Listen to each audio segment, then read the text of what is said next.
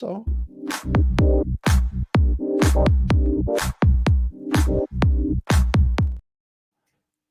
all right, everyone. Welcome once again to the Faces of Business. I am your host, Damon Pistolka, and I am excited for our guest today because we have none other than Leslie Hasler. We're going to be talking today about building and managing a team to reduce burnout.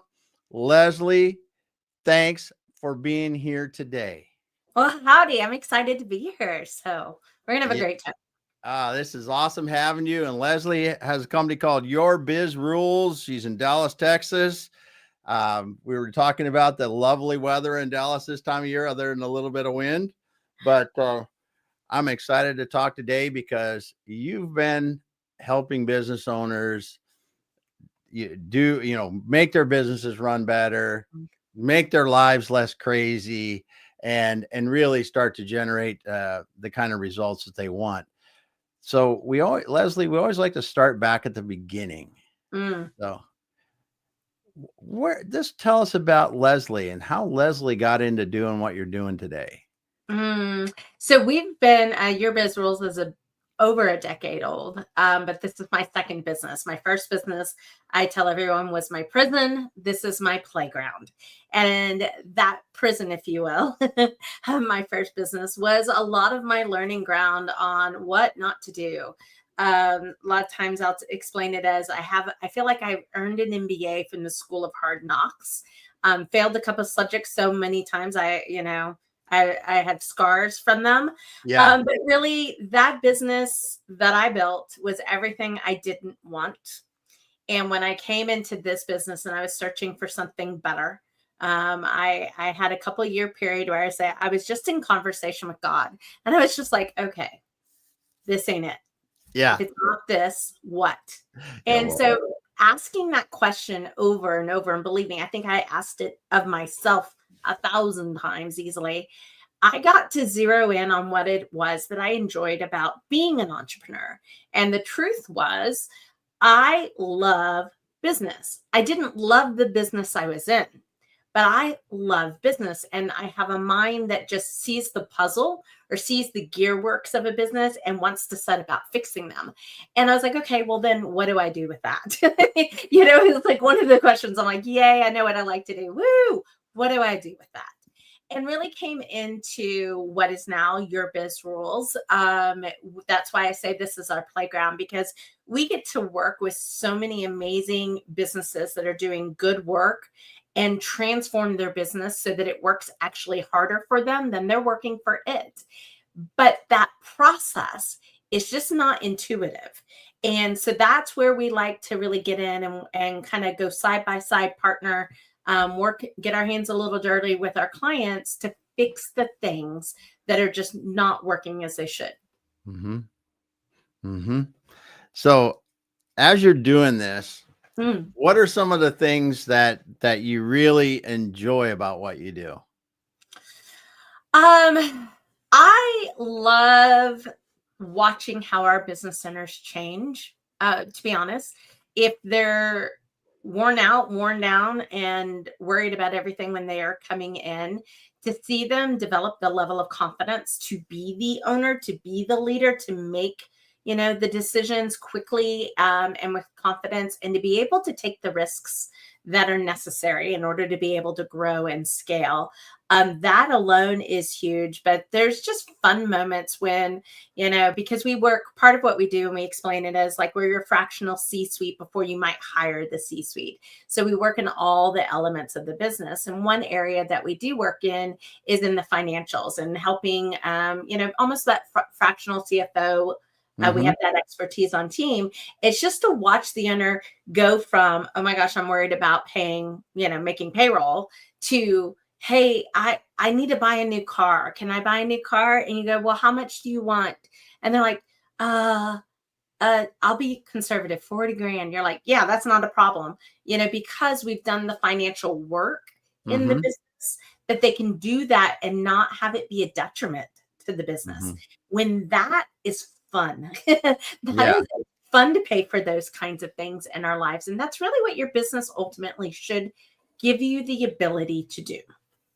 Yes. Yes. So what is a common theme that you see when you're helping these people? Uh there's typically several problems that are at play. So I will say that more often than not, somebody in the business, most likely the business owner, but even if it's not the business owner, it's the team, is burning out. And part of that is that you've reached that glass ceiling, if you will, of the way that it's worked in the past is working against you now.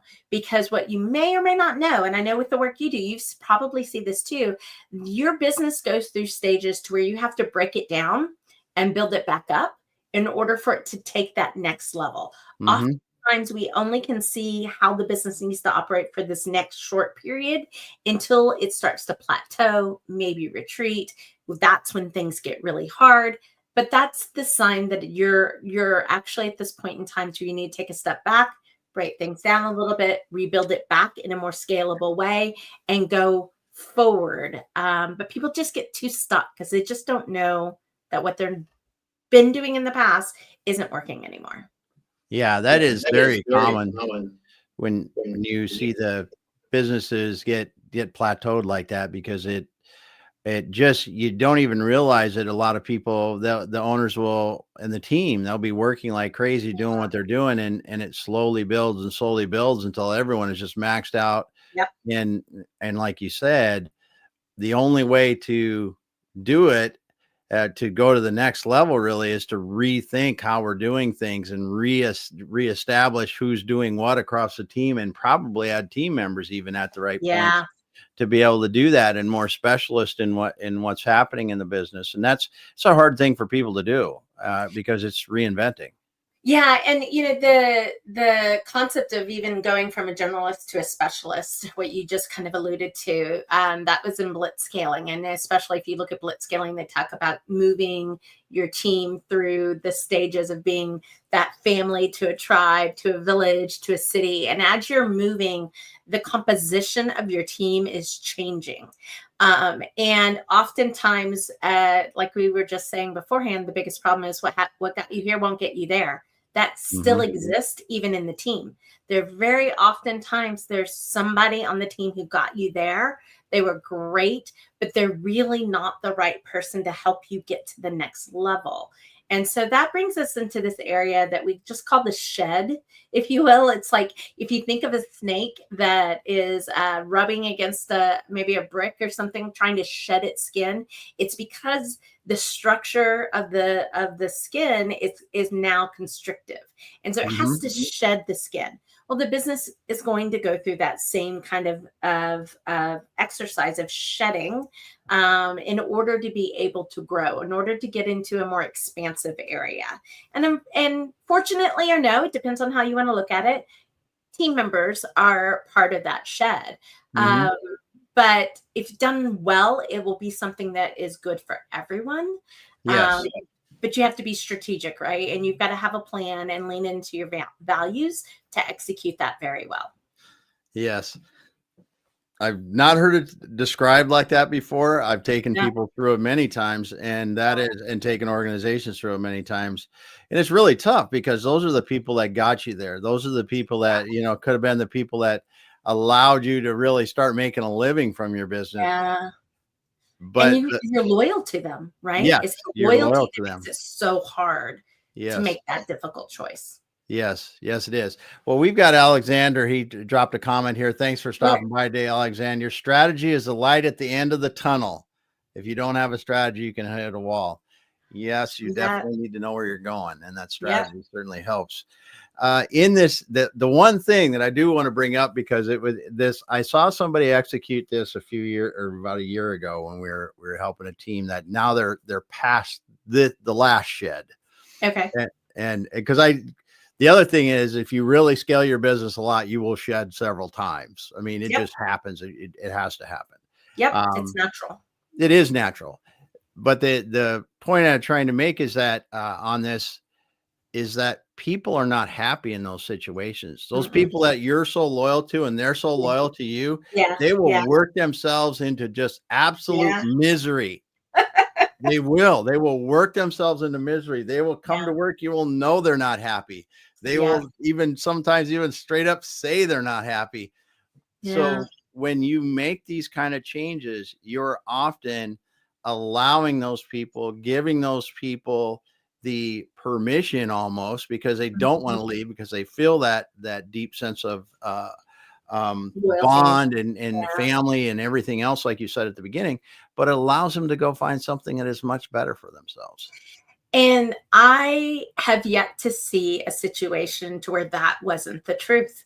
And it's difficult in the moment. It's difficult in the moment for everyone because it's you go through grief. You're ending a relationship. And I don't think we talk about the grief in the business for business owners enough, but it's a stage, it's a thing. Yes, But it is. 9 times out of 10, I was talking to one of our clients to where we had that really difficult decision. I'm like, this employee is underperforming. It's a morale decliner. It's a drag on your energy. It's a drag on their energy. It's got to be done. And so we crafted something, right, that honored the employee, honored their commitment. And a year later, my client was saying, she goes, remember so-and-so? And I was like, yep. She goes, I ran into her. She's doing phenomenal. She is Yes. thriving like I never thought she could thrive. And it was Yes. such a hard thing to let go. I'm so glad we did it though. And that's the story I hear more often than not is you are giving them the permission to step into something more fulfilling than what you're being able to provide to them. Yeah, that's awesome, because it really makes a huge difference for the organization and for them, because the entire team, the rest of the members that are there and ready to move forward with the company, or in their, want to move forward with the company, even you're all being held back by the people that aren't ready to move to the next level, to readjust roles and what people are doing and really see the business go to the next level. And and because those are some of the early employees, those are typically the people that, whether they may not have authority on the organizational chart level, they have a lot of authority just because of time and service. And it makes a huge difference. It makes it very hard for the owner to implement changes that they want to change. Yeah, it does. It does. It's part of the process. But I think it's a critical one, especially the first maybe 3 you have to go through, because I don't think you get the process that needs to happen in order for, and at your first time, it's a little clumsy unless you've got a guide like us that is helping you through. But truly, it's when you start to see that your business needs the ability to adjust from a personnel standpoint, then you start to build your business in a different way. And you're not so reliant on the magic of your employee in as much as relying on a system that actually translates and spreads across all employees. And that's a really important moment of scalability. And in your world with exits, it's really super critical with exits. It's how you show that there's no over concentration upon any one person, any one team member in the business, and that brings value to your business, especially if you do look to sell it in the future. It makes a huge difference. It makes a huge difference. So let's talk about your holistic approach to helping these business owners, because you talked about the, kind of hitting several of the C-suite areas before these businesses are ready for the full-time people in those roles. Talk about how that really, what you're doing in those roles, typically, and then how that really benefits having that one-stop shop for resources. So it is a huge benefit for our clients, and the way that it looks across a company is that they have a main problem, if you will, when they typically come into us, and we tend to assign a strategist whose specialty is that main problem. But then on the team is operations, HR, marketing, sales, finances, you name it. We have team members who come in and pour into the business for whatever length of time to solve the next problem. What I have found for a lot of growing businesses is that, again, you think you have that one major problem, but one problem in a business, let's say it's a marketing problem, is very rarely just a marketing problem. Yes. It's usually a money problem. it's usually a people problem. It's a system problem. It is not just this piece.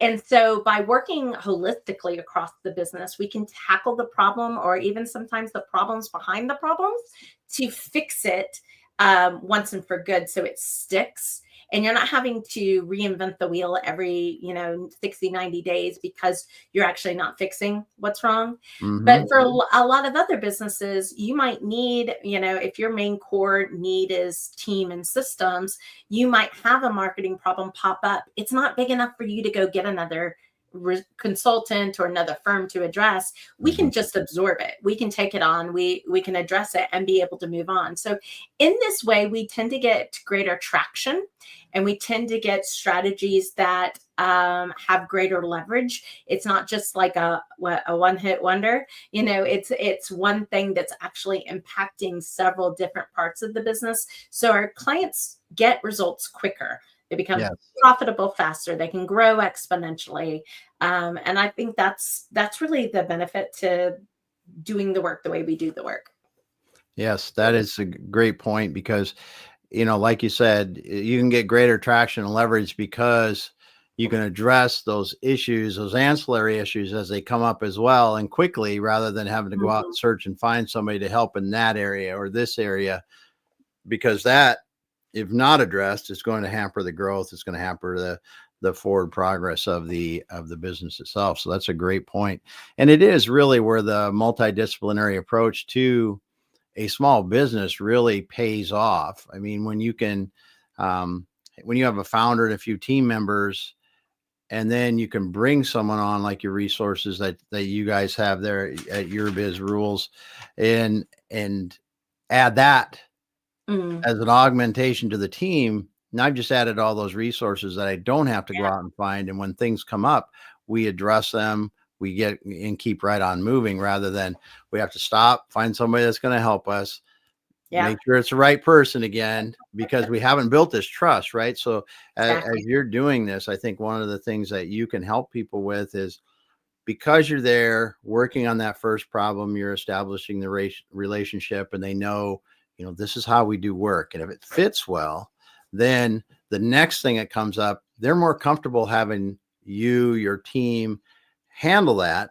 Yeah. Because they've already got an established relationship. They know how your quality of work and how you do it. And you can take over that much faster than somebody else. So yeah. And I love that you shared that. I actually haven't even put that together for ourselves. So thank you for that. Yeah. But it is the trust factor, and it's how we build leverage, is that we don't have to relearn you. We can just get in and know what the workings of the business are. So it's easier to fix. It's quicker, because hiring people, it takes time. Yes, it just takes time. It can take 4, 6, 8 weeks. And sometimes that's just precious time. It's really precious time. Yes, it is. And that time, I mean, it does. It costs money. And it costs you growth.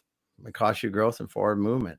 Yeah. So as you're doing this, what are some of the things that have cropped up recently in the last year or two that have really been new or changing problems that you've seen?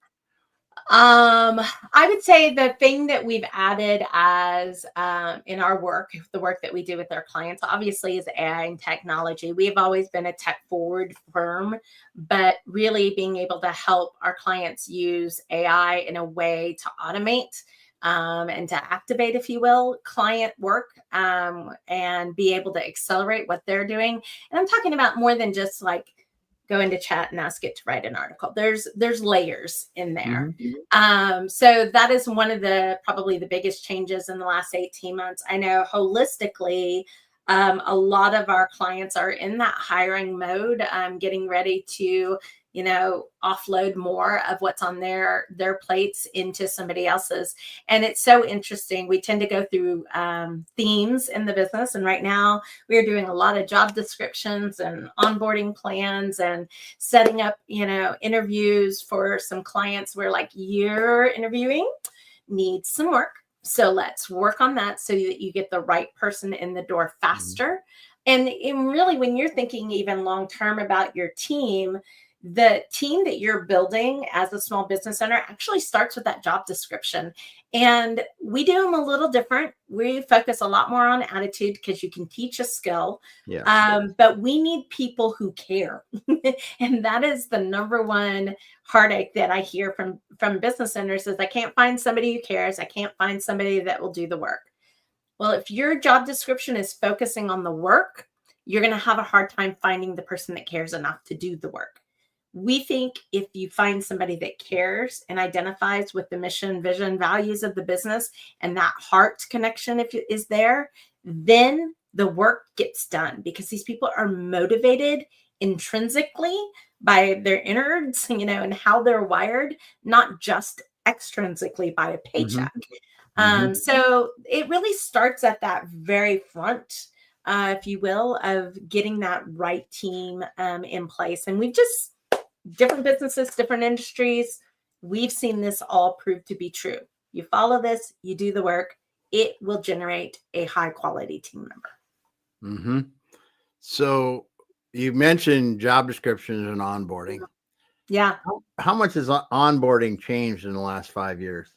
Not as much as it should. Here's what I think I see the challenges that will bump up against people is that a business owner is burned out. They're tired. They don't feel like they have time to train. They feel like they're hiring and paying somebody to do the job, so they should know to do the job. We actually assume that nobody knows how to do the job. Yes. That everyone is starting from ground zero. And our onboarding plans are actually 90 days long, and they are to the T. This is what you're doing for the next 90 days. Now, what's helpful with this is it means that the team member can actually work independently because they already have a checklist. They have a process that they're going through. There's resources for them to access. And I will tell you, we don't even produce all the resources. But if I need you to learn a program, I'm going to go out and leverage the programs tutorials, right? And I'm going to give you that as a starting place to go. And then we build in check-ins and touch points and tests, if you will, because that first 90 days is going to tell you a lot. Our firm happens to be remote. A lot of our clients have remote teams. You have to be more diligent with a remote team to get them to be an effective remote team. And if you're just expecting somebody to know what to do, you're not going to get the results that you're looking for. So I think it takes a lot more pre-work, if you will, homework in those onboardings to be able to generate a quality employee that's engaged and really active in the business. Yeah, I agree. And the intentional things that you have to do with a remote or even a hybrid environment is to create those water cooler moments, to create those other kind of things that we naturally get when we're around people, in the same space. And that's one of the things that I think that some of the people that have chosen to go hybrid, which I personally think if you're in Dallas, I'm in Seattle, traffic is a nightmare in some locations, and when you look at people that are driving an hour plus each way 5 days a week, to be able to allow them to go, okay, maybe you have 2 days that you don't have to do that. Maybe it's even 1 day they don't have to do that. It's a huge thing to their life, right? You just think huge. It's quality of life, right? And that for us is very on brand. We're growing and scaling to, produce some profits, but also improve the quality of your life. The key, and even coming back to our team discussion, and we're kind of like indirectly talking about it in a lot of ways, but the key is that quality of life has to be present for every team member. It cannot be something that's just exclusive for the owner or exclusive for one team member over the other. It's got to be a standard because this is what people are valuing so much more in their life. And our clients are all over the nation. So we don't need to be in person, although we cultivate that same intentionality that we cultivate with our team, we cultivate with our clients, because there is nothing that replaces an in-face. Just straight up, hands down. I know I walk into one of our clients' offices, and if I've had this back of the neck feeling something's off, I'll spot it. I'm like, oh, there it is. But nobody could tell me. Even if I asked questions, nobody could put their finger on it. and I can see it. So there's a lot of value to being able to do that. But to your point, you have to be more intentional. You have to be more intentional with communication. You have to be more intentional with the team building. I kind of smiled when you said that, because we have a Boohoo Yahoo happy hour set up for our company at the beginning of the next month, because we have one team member that's leaving us and transitioning, and we wish her the best. And we have 2 new team members. So we're like, okay, well, let's do a Boohoo Yahoo. Let's have that moment to celebrate the team member that's moving on and welcome in the team member that's coming in, because my team is across the nation, just like our client work is. So sometimes we at least try to see everyone in person at least once a year. But we use things like conferences and marketing events as another way to bring people together, because then I have a business reason too. It's kill 2 birds with 1 stone. That's a great idea to do that together at trade shows, conferences, and things like that. Is really, really good. So as you're talking about the title, we're talking about building and managing a team to reduce burnout. Now, everybody talks about burnout. Everybody, wants to reduce burnout, but what are some real world things that you can do on the building the team side to build the right team to reduce burnout? So I think one of the things you've got to do is really look at your processes and systems. So there's a couple of things that tend to happen when you grow. Chaos tends to ensue. Complexity likes to build. And so we are consistently asking, how can this be simpler? How can this be easier? What needs to be automated? Where are we so proficient that we're able to do X, Y, and Z? This in our own business, if I give you a really concrete example, in our marketing, and we do a lot of content marketing, have for a long time, but we had a hard time getting ahead in the marketing, because you do this podcast, how much work goes into just supporting one major piece of content. And if you're doing that, on a bi-weekly, weekly basis, whatever, it's a machine. You're feeding a machine.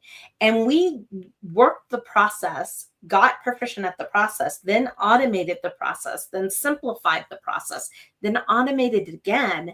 And this year, after about 18 months, we are now 6 months ahead, which is a feat. Something our team is extremely proud of. But what it is giving us the ability to do is leverage in the team. So the team has gotten very good at the routine, which means now we can layer in more. How about we add in this as a marketing idea and that as a marketing idea? We've launched a book last year. We'll launch a book this spring. We couldn't do this if we were bogged down with the same things. So I think you always have to be looking at the operational side of things and asking, how can we make this quicker? How can we make this smoother? How can we take things off of people's plate? And be able to still get the work done. So that's one intention that we have in our company. We bring to our clients' companies, is always asking that question. I think the other thing we look at is, where are the bottlenecks? Where are the balls getting dropped? And this is an important part. We had a client where one of the balls that were getting dropped is client expenses weren't getting re-entered to be able to be billed back to the client. Well, over a year, that puppy adds up. And it's like, well, they should know their work. They should know their job. And I'm like, I understand that it sounds like a people problem, but it's really not. What it is a workflow problem, because your people are staying focused on what they're doing. The work that they're doing is very deadline driven. It incurs an expense. It's like this side thing that happens. They bring the receipt. They say, I'll get to that on Friday. But because you're such a deadline-driven business, there's always something more urgent and more important. So in this way, we can't expect them to work against the workflow. We have to find a way, and in our case, we chose an automation and some AI to take the workflow off the plate, because now we've removed the bottleneck. So I think you've got to look at things in multiple different lenses to be able to eradicate the complexity that just naturally builds if you're growing and scaling at any clip.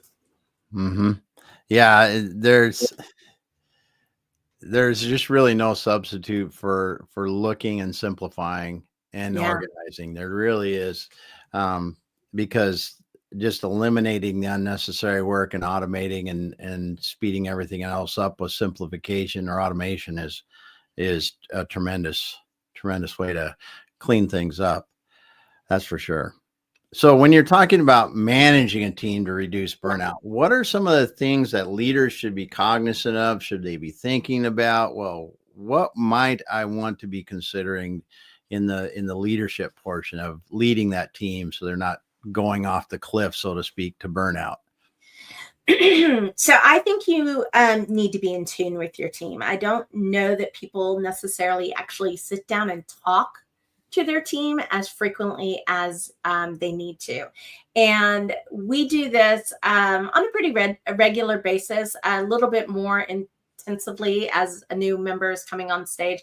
But we are always asking what their personal goals are, what their professional goals are, where are they getting stuck, where do they feel unsupported, where do they feel really supported, what value do they get from this working in this company.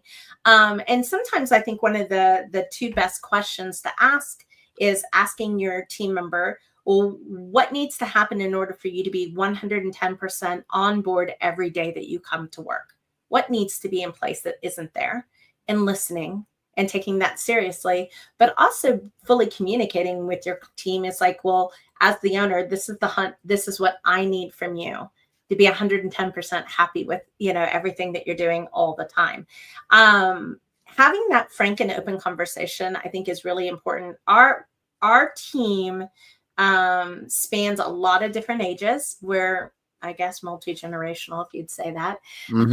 Everybody's at a different life stage. So I know for our younger team members who are building families, they're needing more time to pour into their family. So we really ebb and flow with people.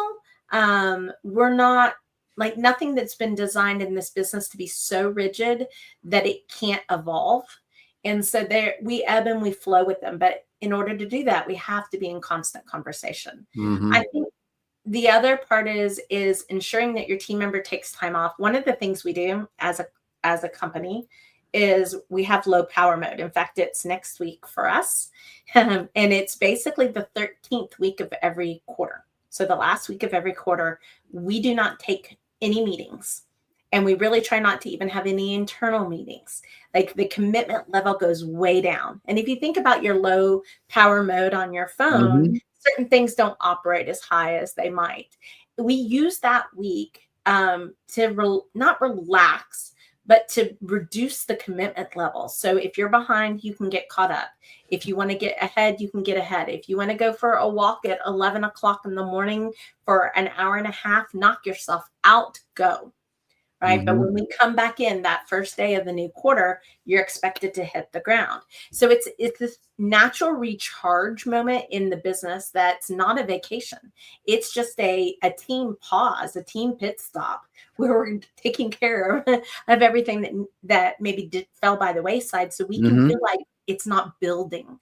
And this little activity has been really interesting to watch from a strategic standpoint, because it does perform a full-on reset in the business. And anything that's spinning stops spinning and calms back down. Everybody just comes back with a better attitude, a better freshness, energy levels on that next week. So it's been an invaluable part of things that's not practical for every business, but you can build in instances of low power mode for your team to give them a break, because they're not machines. You're not a machine. So that's just a couple of strategies to think about when you're really managing your team, especially if you have a high performing, high functioning team. Yeah. And I think there are two things that I've seen that, well, and two, if you're managing global teams, that's another thing that's really, because we've got team members that are, some are 10 hours off, some are 3 hours off, some are 15 hours off. It's all a lot around the world. A lot of companies do that now. You really have to get your team members set up and go, okay, I know that my day is not your day. Your day, we've already established what your day is. If I send a message after your day, it's not to be responded to. It's, we have to set up these boundaries because the business continues to run at different hours of the day for everyone. But we have to understand if something is absolutely that urgent, this is how it will be communicated. Yep. But an email that just reminds hey, we need to get this done later on or something, or that checking on something doesn't have to get responded to at 2:00 in the morning your time, right? Exactly. You really have to get these people like this, because that always on, as you said, you can't go into low power mode and just go, I'm going to relax and just enjoy the world, enjoy my life. Yeah. It's a huge thing. Yeah, it's interesting you mentioned that, because we have an escalation of communication. Like, we've centralized communication. Primary is for us, it's monday.com. Secondary is Slack, or casual conversation is Slack. But if I'm texting you, I'm only texting you because it's a 911, or you've ignored something for so long. I have to have a more immediate response. But we really try to push that out. Yes. And even if we see a team member that's on like vacation, checking or responding to something, the entire team will say, excuse me, you're on vacation. Mm-hmm. Put your phone down, go away. We don't want to see you. We don't want to hear you. We don't want to, and I think that's the flip side of it is, it's like honoring that, but we honor it as a team, and we're like, no, you're not, you know? But I think especially as owners, there is something you have to constantly reiterate, because you're in a position of authority. And, certain cultures, like the Philippine culture, is very respectful of authority. You have to be constantly reinforcing that methodology of, just because I send you this message doesn't mean I'm going to be expecting a response. And if I do, I'm going to put it in all caps, need response now. But I'm not going to abuse that either. It's a mutual respect, right? And I think when you treat your team with respect, they treat you with respect. Yes. And I think you mentioned it too, is about your team members helping to remind other people that, listen, you are on vacation. We've got this. It really helps when you have team members that understand that, and will actually pitch in and do what they need to do to make sure that person can have a great vacation and time away from work, because there really is something special about a team that will do that. And you can go off for days, weeks, whatever the vacation is, and come back and go, wow, there's a few things I have to take care of, but the all in all, we're pretty good. Yeah. And everybody said, we got you. There's just such a great thing when you see your teams working together like that, because it just makes leaps and bounds to keep you from having people with tremendous burnout. True. And it keeps your retention. And unfortunately, it's more rare than it should be. Yes. But we had 2 different team members take a month off in our company last year. And then a lot of people took some time, but it's that point of understanding that somebody has your back. You can't do any of that really in antiquated systems. Yes. We find that comes back to that centrality. We call it the hive mind, if you will, the central hub that we're all pouring into, so that no one person has a silo of information, which makes you more productive at the end of the day. It feels like it's more work, but it really isn't, especially when you're, like I will be in a month in Tahiti for a full week, when I just know I won't have to work. I'm not even bringing my laptop. I probably will put my phone in the safe. Just like I do tend to completely try to unplug, but that's freedom for the owner as well. And that is freedom for your team members. I just think it's still so uncommon, because the headlines and our social media is all about, you must be available to me 24/7. And it's not respectful as humans to other humans. And I think we can do it a better way, which is, I don't know, part of our scaling rich philosophy that we really try to install in businesses. Yeah. So you let's go to that, because we haven't talked about your books yet. You had 2 books. You put one out recently. First this, then that. Let's talk a little bit about that. Yeah. So first, this and that is really about the foundations of growth, because what we see is that people get confused with growth and scalability. And one of the major things that people don't quite understand is they think that they're done growing and then it's all this endless period of scalability. But just like we talked about, where you've got to break your business down in order to build it back up, when you're breaking it down, it's actually a period of growth. So growth and scalability are dance partners that come together, but there's some foundations of growth. And that's really what we talk about in First This and That. Not a primer. If you're just starting up, great, you'll find this useful. But a lot of times this is really for people that have been in business a while and are at that first stage of breaking down. So that's First This and That. Covers a lot of ground, a great book, available on Amazon. Scaling Rich, which is the book that we're talking, will be releasing soon. That is a little bit more of all this internal work that we have to talk about, and how we're managing the team and how we're changing leadership styles. Our book has a main character, Josh, who's going through some rough times. And it's so interesting because one of the storylines is that Nolan, who is a rock star player, leaves the company and takes the client with them. We've had these situations happen. And as you and I have been talking, I'm like, oh, there's Nolan. Oh, there's Nolan, right? We can see where Nolan is. But one of the epiphanies that Josh has in Scaling Rich is that he relied so heavily on Nolan when he thought he had a system, but really he just had a Nolan. Yes. So when Nolan went away, the system went away with it. Just had a Nolan. I like that. So it's really about building it back and how do you build this team, this structure, the company, to sustain employee transition, because it happens. The average employee stays 2 years. How do you do that? And how do you reduce your over-reliance on somebody like a Nolan? And how do you prevent a situation like Nolan from happening in the first place? It only takes you losing one client to one employee once. Most people lock down the business, but there's actually a better, positive, constructive way to do it so that it actually can grow and scale. Because if you lock it down, the thing is that you still own everything as the owner, and you just will never get the freedom that you're looking for. Yeah. Yeah, that's a great point. So what was you're on your second book now. That's Scaling Rich. Yeah, with Scaling Rich, the second book. What was really the idea generator or the light bulb moment that said, it's time for us to write some books? Well, First This and That actually was written in 2018. We went through it, and knowing what we were going to write with Scaling Rich, we wanted to bring it on brand. We got into it. We thought we were just doing light editing, and we completely rewrote the book. And that's probably because our processes and our methodology was so tight, 4 years later, that we needed to tighten up the book to reflect it.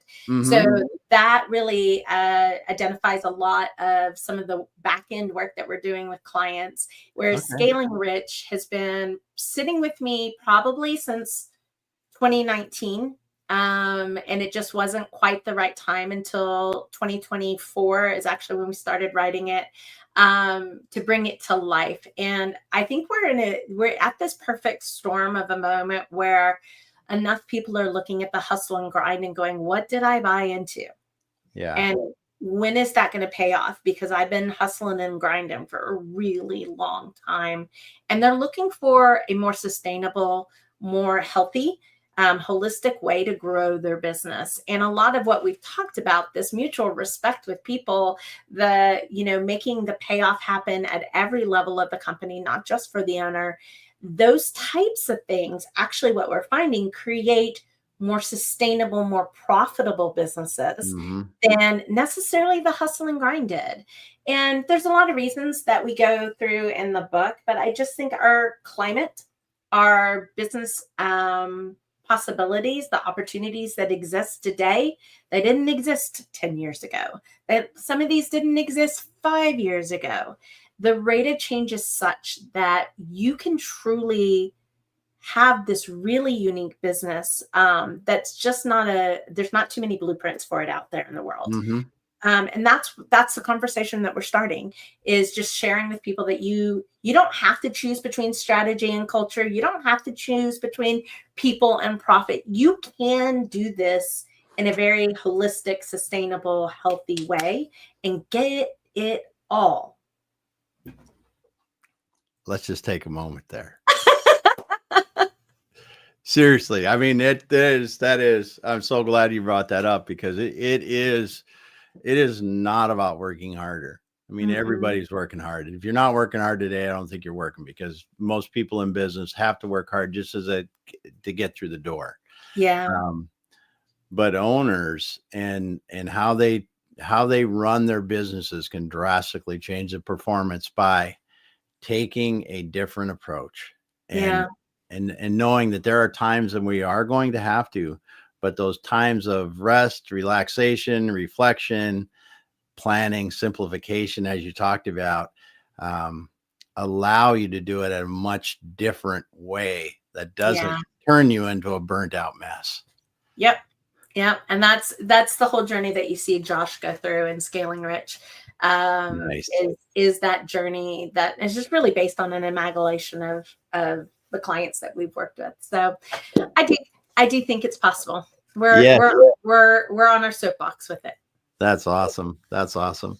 Well, Leslie, as we're winding down today, it's great conversation. Thanks so much. What you're doing with Your Biz Rules, your team helping small businesses, really get their organizations in a state to where they're not killing themselves, scaling their business, going through those plateau transitions to the next awesome phase of their business.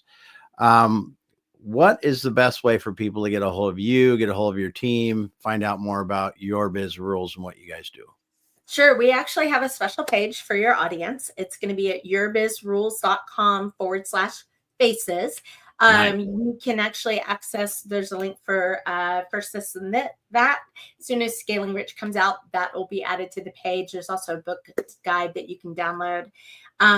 We have plenty of resources on the website, but if you're wanting to see what might be possible for your business, if you're wanting more profits, a little more freedom, and to have that really highly engaged team, then if you'd like to chat with us, there's an opportunity for that as well. Awesome. Awesome. So once again, all of you, Alexander, thanks for dropping the comments in here today. Appreciate it. Appreciate all those listeners. I can see we've got a lot of people online there that are not commenting. Thank you for being here with us today.